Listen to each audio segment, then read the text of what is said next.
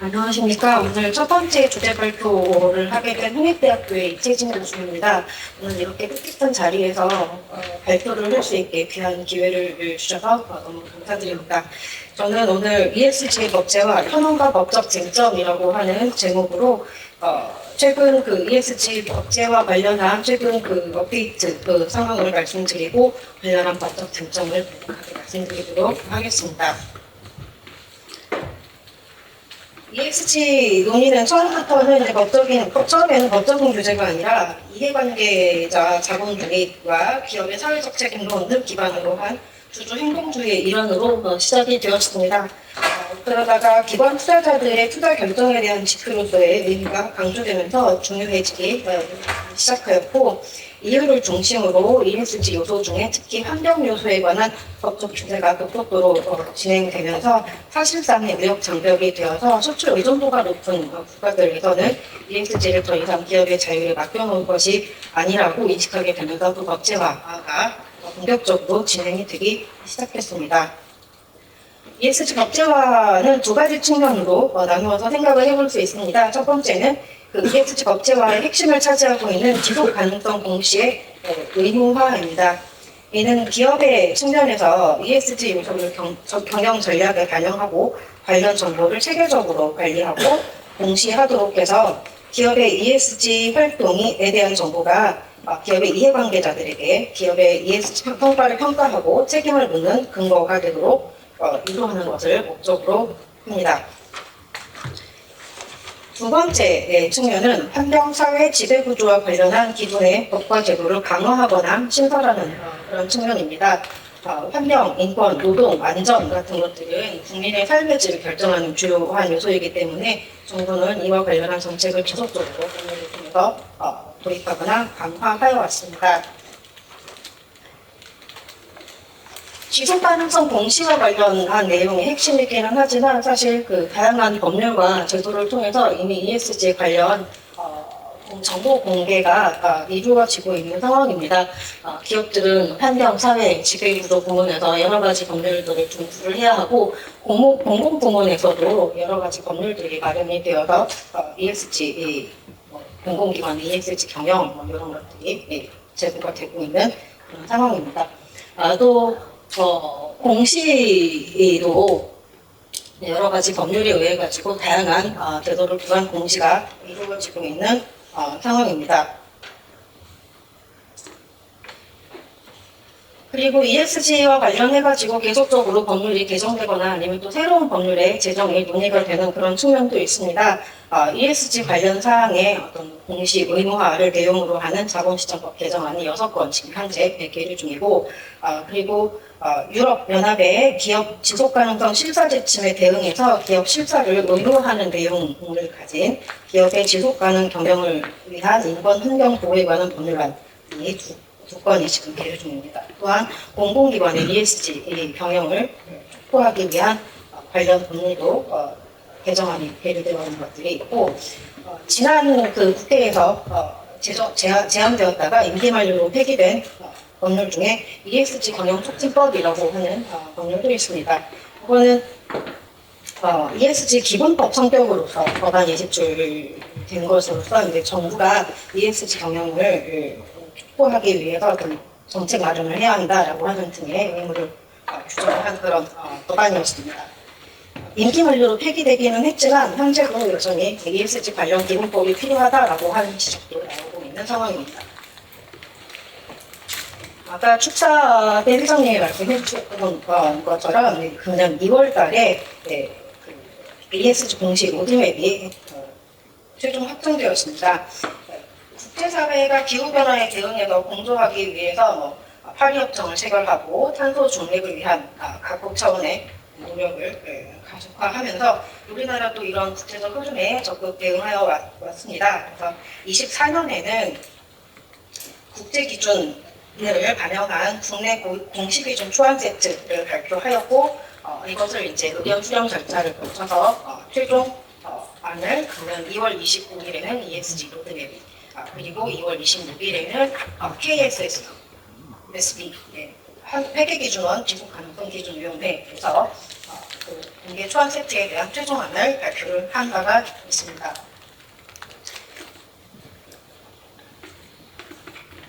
이번에 그 KSSB에서 발표한 첫 번째 공시기준 세트는 24년도에 발표되었던 세 가지 중에 공시기준서 1호와 2호의 내용을 가지고 있습니다. 1호는 이제 일반사항, 지속가능성 사항과 관련된 개념적 기반과 일반사항을 제시하는 내용으로 구성이 되어 있고, 그리고 제2호는 기후 관련 공시의 내용을 담고 있습니다.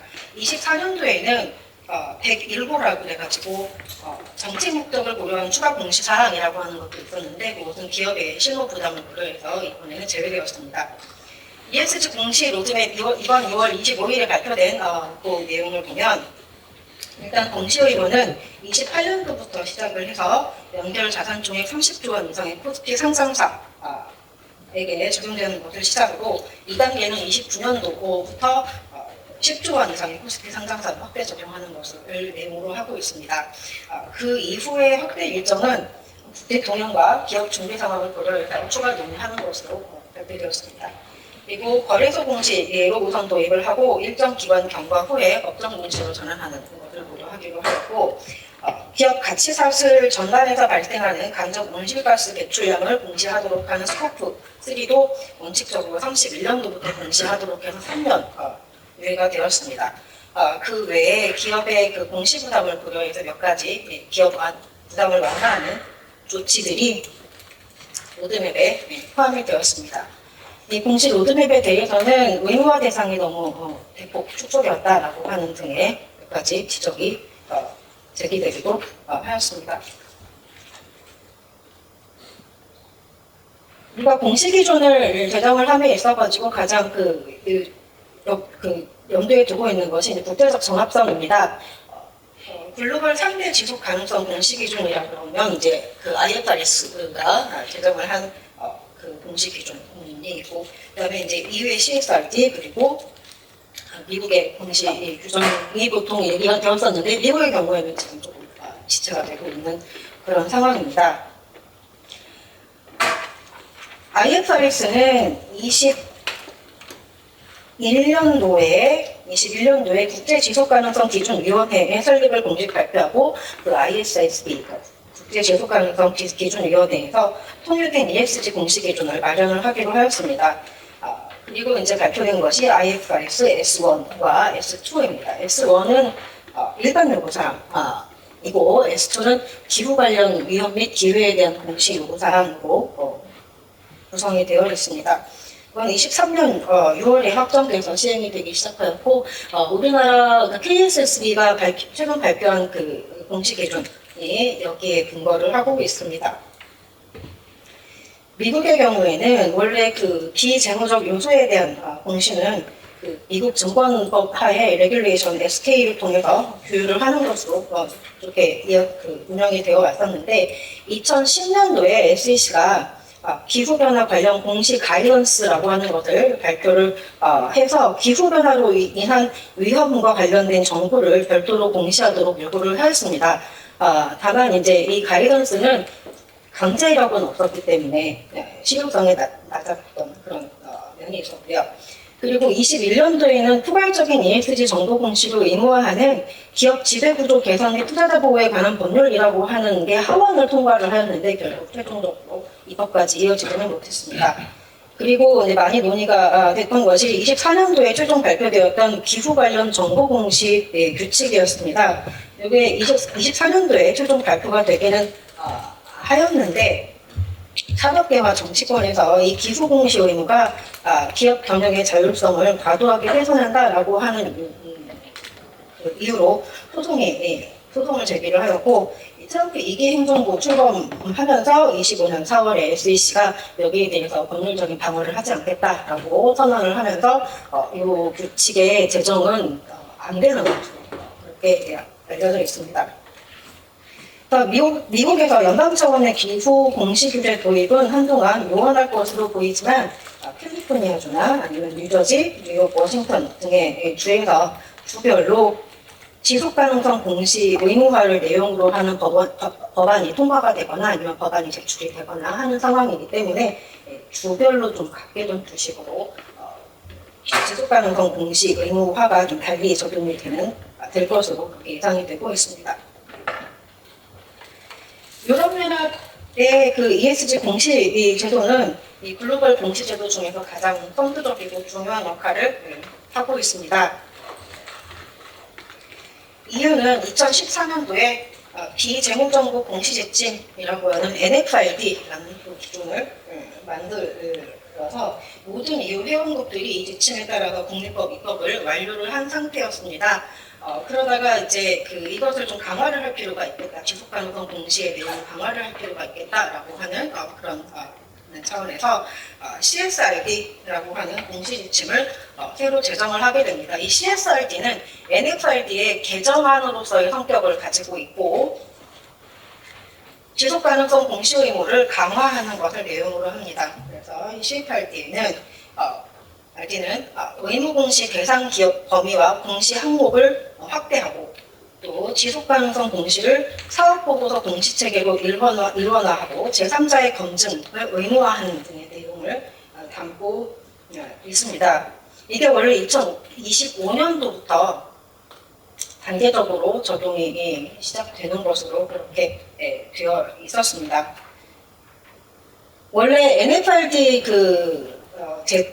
제도에서는 공시 기준은 실제 적용되는 공시 기준은 각 회원국들이 국제적으로 많이 이용되는 글로벌 표준 중에서 선택해서 적용할 수 있었는데 CSRD로 개정이 되면서 CSRD에서는 유럽 재무보고 자문그룹 이프라그에서 공시 기준을 제정을 해서 그거에 따라가지고 공시를 하라라고 하는 것을 의무화하여가지고 ESRS라고 하는 것이 확정되고 23년도 7월부터 시행이 되기 시작했습니다. 말씀드린 바와 같이 25년도부터 단계적으로 적용이 돼서 공시 의무화가 이루어졌어야 하는데 24년 말에 유럽 이사회가 기업의 어떤 규제의 부담을 좀 줄여줄 필요가 있다라고 강력하게 주장을 하면서 작년 2월 26일에 유럽위원회는 지속 가능성 분야의 기존 법규를 간소화하는 것을 목표로 하는 옴니버스 1 패키지를 제시를 하고 의견 수렴 절차를 거쳐서 금년 2월 달에 옴니버스 1 패키지가 최종 확정이 되었습니다.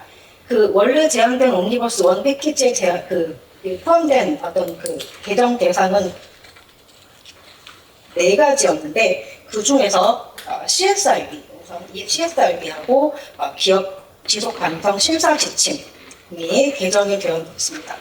개정된 내용들을 보면은 주로 적용 대상 범위를 줄여가지고 기업의 규제 부담을 완화하는 그런 내용으로 이루어져 있고 적용의 시기도 조금 유예를 두어가지고 이루어졌습니다.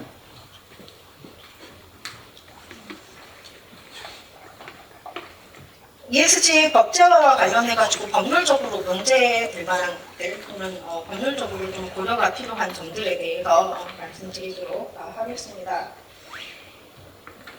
ESG의 법제화 설계는 결국 재무정보하고 차별화되는 비재무정보의 특성을 고려를 해가지고 어느 정도의 범위에서 정보공시를 의무화할 것이냐 또 그 정보공시가 어떤 방식으로 이루어지도록 요구를 해서 시장에서 필요로 하는 정보를 어떻게 신뢰할 수 있는 방법으로 제공할 수 있을 것인가 라고 하는 것이 문제가 됩니다.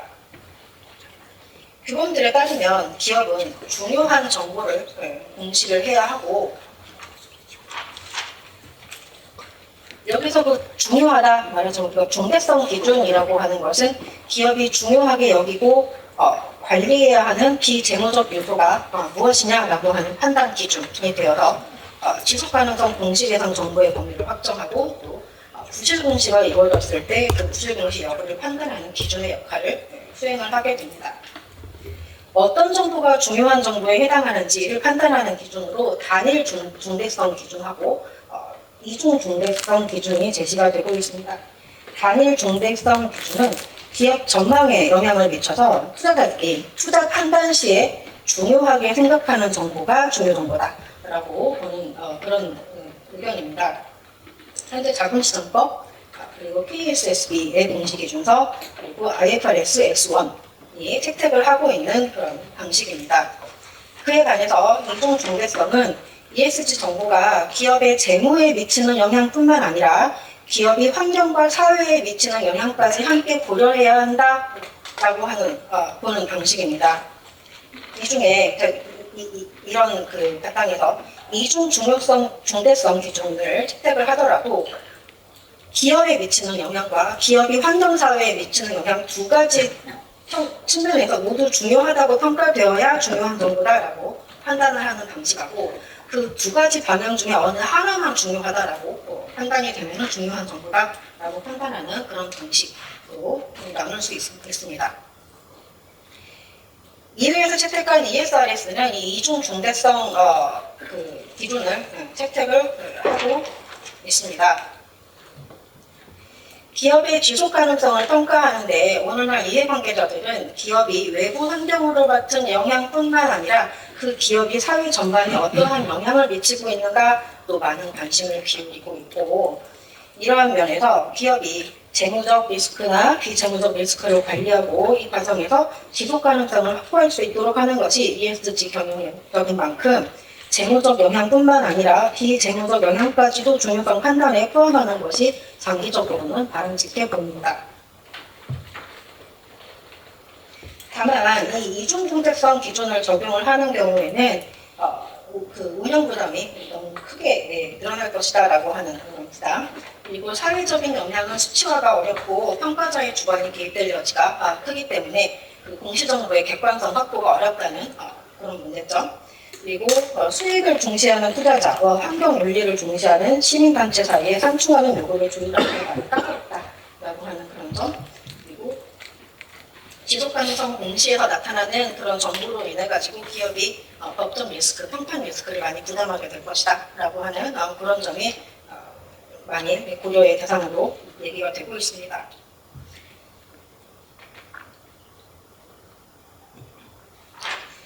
두 번째로 ESG 법제와 관련하여서 그 공시 의무화와 관련해서 두 번째로 어떤 채널로 공시를 해야 할 것인가의 문제가 있습니다. 지금 제안되어 있는 그 로드맵에 따르면 일단 거래소 공시로 도입을 한 다음에 차후에 법정 공시로 전환을 하겠다라고 하는 그런 입장으로 발표가 되어 있습니다.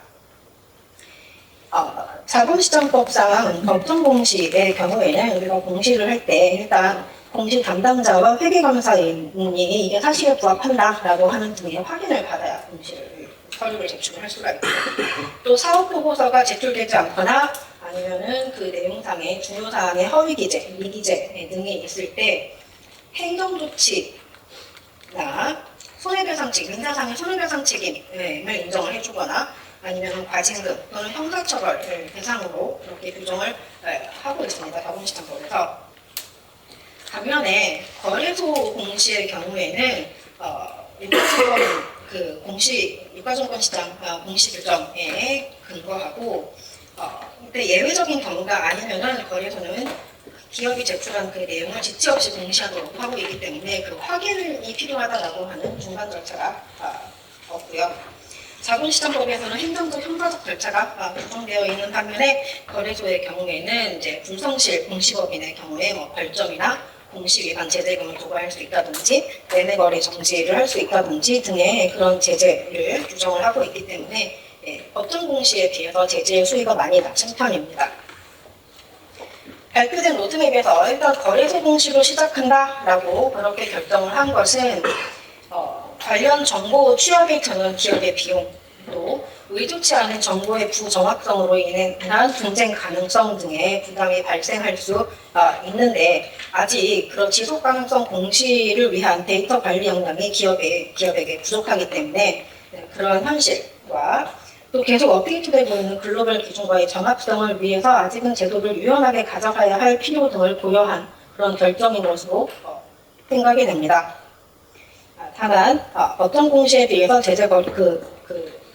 거래소 공시의 제재 수위가 많이 낮기 때문에 공시의 신뢰성을 확보하기 위한 조치가 필요한 상황입니다. 일단 거래소 공시로 도입을 하고 나중에 법정 공시로 전환을 한다라고 방향을 잡은 상황에서 이제 남은 문제는 그럼 나중에 구체적인 안을 확정을 할 때 그러면 법정 공시로 전환할 공시사항을 어떻게 확정을 할 것이냐라고 하는 문제가 있고요. 근데 그 문제는 중대성 기준하고 관계가 있겠습니다. 그리고 두 번째는 여러 법률에 흩어져 있는 ESG 요소에 대한 공식을 어떻게 통합할 것인가의 문제가 있습니다. 말하자면 ESG 공시의 근거를 자본시장법에 둘 것이냐, 만약 그렇다면 지금 현재 자본시장법에 규정되어 있는 그 공시 어떤 제도, 그 사업보고서라든지 증권 신고서라든지 이런 공시 제도 중에 하나로 편입을 할 것이냐, 아니면 다른 법률에 근거를 둘 것이냐, 아니면 자본시장법에 근거를 두되 여태까지 없었던 다른 공시 제도를 하나 만들 것이냐라고 하는 그런 논의가 필요할 것으로 보입니다. ESG 공시도 결국 기업의 전망에 관한 것으로서 투자자의 투자 판단에 영향을 미친다는 점에서 자본시장법에 편입되는 것이 적절해 보이는 측면도 있습니다만 그 앞에 보시는 바와 같은 점에서 좀 조심스러운 면도 있습니다. 첫째로는 자본시장법 공시와 ESG 공시는 취지를 달리하는 그런 점이 있습니다. ESG 공시는 꼭 투자자뿐만 아니라 여러 이해관계자들에게도 중요한 의미를 가지는데, 자본시장법은 기본적으로 투자자를 보호하고 자본시장의 공정성, 신뢰성, 효율성을 제고한다라고 하는 중간 목표를 가지고 있는 법률이다가 보니 자본시장법이 ESG 요소의 이해관계자들을 충분히 포섭하지 못하게 될 가능성이 있습니다. 두 번째로 공시정보 이해에 어려움이 있습니다. 글로벌 ESG 공시 기준에 의하면 최근에 조금 완화되기는, 특히 이제 EU의 경우에 조금 완화되기는 하였습니다만, ESG 정보도 정량화해서 마치 재무 정보처럼 공시하는 것을 원칙으로 하고 있습니다. 네, 그러한 공시 방법이 투자자들에게는 좀 익숙하고 이해를 하기에 상대적으로 수월할 수 있습니다만, 다른 일반 이해관계자들은 이제 그런 내용을 이해하기가 어려울 수도 있다라고 하는 그런 문제가 있을 수도 있습니다. 세 번째로 자본시장법상 부실공시 책임 인정 기준으로, 인정 기준과 관련해서 자본시장법은 단일 중대성을 기준으로 하는데, 특히 이용 같은 경우에는 이중 중대성을 기준으로 하고 있고, 또 ESG 공시의 취지를 고려하면 이중 중대성이 좀 적합할 수도 있다라고 하는 그런 측면을 고려를 하면, 지금 현재 자본시장법에서 단일 중대성 기준을 채택을 하는 것과는 달리 좀 중대성 개념을 잡아야 되지 않겠는가라고 하는 그런 필요도 있습니다. 그래서 자본시장법 내의 중대성 기준하고 충돌하는 그런 문제를 어떻게 해결을 할 건지에 대한 논의도 필요해 보입니다. 세 번째로 이 정보, 지속가능성 공시와 관련해서 예측 정보의 기재와 그린워싱의 문제가 있습니다. 예측 정보란 의견, 예측 그 밖에 주관적 평가 등의 정보인 불확정 정보입니다. 합리적인 근거에 따라서 반영이 된다면 투자자의 판단에 도움이 될 수 있는데, 남용되면 투자자의 투자 판단을 해치고, 특히 ESG 공시와 관련해서는 그린워싱의 문제가 지적이 되기도 합니다. 그린워싱이라고 하는 것은 기업들의 이미지를 긍정적으로 포장을 하기 위해서 실제 친환경 평가가 낮음에도 그 이미지를 과도하게 강조해서 정보 이용자들을 혼란시키는 행위를 의미합니다. 자본시장법은 예측 정보 기재가 남용되지 않도록 기재 방법을 규정을 하고, 앞에서 보시는 4가지 요건을 충족을 시켰다면 예측 정보가 후에 실제 실적하고 일치하지 않는다라고 하더라도 그 공시 주체의 책임을 묻지 않고 있습니다. KSSB나 IFRS 원의 예측정보 기재 조건도 같은 틀에서 우리가 그 지속가능성 정보를 공시를 할 때 합리적인 근거를 반드시 제시를 해야 되고, 그게 이제 이용자들이 이해를 할 수 있는 그런 이제 추정치로 뒷받침되어 있어야 되고, 만약에 측정 불확실성이 높은 경우에는 양적 정보를 제공하지는 않아도 되기는 하지만, 만약에 그렇지 않은 경우에도 이유를 설명을 하고 질적 정보를 제공을 해야 한다라고 하는 것을 요구를 하고 있고요. ESRS의 경우에는 그 KSSB나 IFRS 경우보다 조금 더 구체적인 지침을 주어서 공시정보의 신뢰도를 높이려고 하고 있습니다. 그래서 기업은 장래에 중대한 재무적 영향을 일으킬 것으로 합리적으로 예상될 수 있는 사항도 공시를 해야 되고, 그리고 목표나 계획처럼 기업이 달성하고자 하는 바에 해당하는 지속 가능성 관련 정보를 제공을 할 때에는 긍정적인 미래상뿐만 아니라 그에 따른 리스크도 함께 공시하도록 그렇게 요구를 하고 있고요. 그리고 지속 가능성 관련 정보 중에 일부는 설명이나 미래 예측 정보의 형태로 제공될 수 있지만 역시 합리적이고 성실하고 충실한 근거가 제시되어야 한다라고 그렇게 규정을 하고 있습니다. 글로벌 그린워싱 규제의 태도는 규제 움직임은 가속화되고 있는 것을 볼 수 있습니다. 최근에 이제 문제가 많이 이슈가 되었던 것은 이제 미국 SEC에서 자산운용사에게 실제와 다른 내용을 광고를 하였다라고 하는 이유로 1,900만 달러의 벌금을 부과를 한 예가 있었습니다. 이 회사는 홍보 문구에다가 ESG가 우리 회사 DNA에 내재되어 있다라고 그렇게 광고를 하였는데 실제로는 그 ESG 관련 투자 절차를 따르지 않았던 그런 사례였습니다. 그리고 이제 그 밖에 이외 SFDR이 지금 이제 개정 작업이 진행 중이고 2026년 9월부터는 녹색 전환 지침이 입증되지 않은 일반적인 녹색 투자, 우리는 친환경적이다. 이런 논조를 사용하는 것을 금지하는 등의 내용으로 시행될 예정이고, 그리고 미국의 네임스 룰도 2026년 6월 10일부터 중소형 펀드에도 확대 적용되는 것으로 해서 특히 이제 금융상품과 관련해서 그린워싱이 일어나가지고 투자자를 해야 하는 일이 없게끔 그런 규제를 강화하고 있습니다. 예측 정보의 검증에 대해서는 이거는 공시의 내용의 신뢰성을 확보하기 위한 조치로 필요한 내용인데 아마 두 번째 발표자님께서 설명을 하시는 것으로 제가 알고 있습니다. 마지막으로 최근에 미국 디즈니사와 관련한 사례를 말씀드리면서 마무리를 하도록 하겠습니다. 글씨가 너무 작네요. 제가 만들 때는 이렇게 작을지 몰랐습니다. 죄송합니다. 금년 3월 14일에 월트디즈니 회사에서 주주총회를 개최를 하였습니다.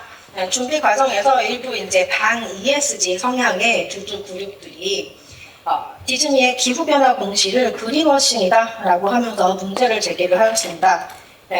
디즈니는 이런 내용의 ESG 환경 목표를 그렇게 제시를 하고 있는데 주주들은 이러한 환경 목표에 투입되는 정확한 비용과 그로 인한 재무적 이익을 공개를 하라고 주장을 하였습니다. 그래서 구체적인 재무 지표 없이 도덕적 소문에만 치중할 경우에 이거는 그린워싱 관련 조사나 법적 소송을 당할 수가 있고 결국 이것은 주주 가치를 훼손하는 일이 될 것이므로 이런 거에 대한 명확한 근거를 밝혀야 된다고 주장을 했고 디즈니는 사실 이 안건을 주주 제한의 형식으로 들어왔는데 이 안건을 주총 안건으로 하고 싶지가 않아서 SEC한테 이거를 배제하는 것을 허락해달라고 요청을 하였는데 SEC가 아무런 대답을 하지 않아서 최근에 SEC의 그 경향이 그렇다고 합니다.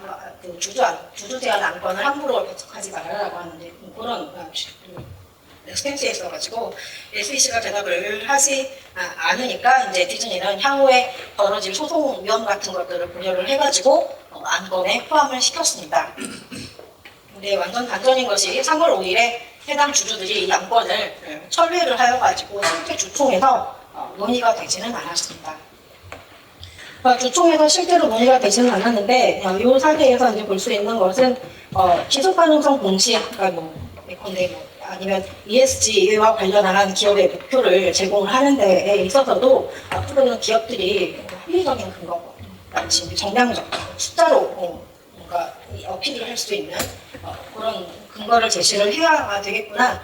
만약에 그렇지 않으면 각종 이제 소송 위험이나 법률적 조사의 위험이 있을 수도 있겠구나. 또 그런 목표를 설정을 함에 있어가지고 투자자하고 투자자 이외의 이해관계자들이 이익이 상충하는 경우에 그 의견 조율을 어떻게 할 것이냐라고 하는 점이 중요해질 것이다. 그것을 보여주는 사례다라고 생각이 들어서 말씀드려봤습니다.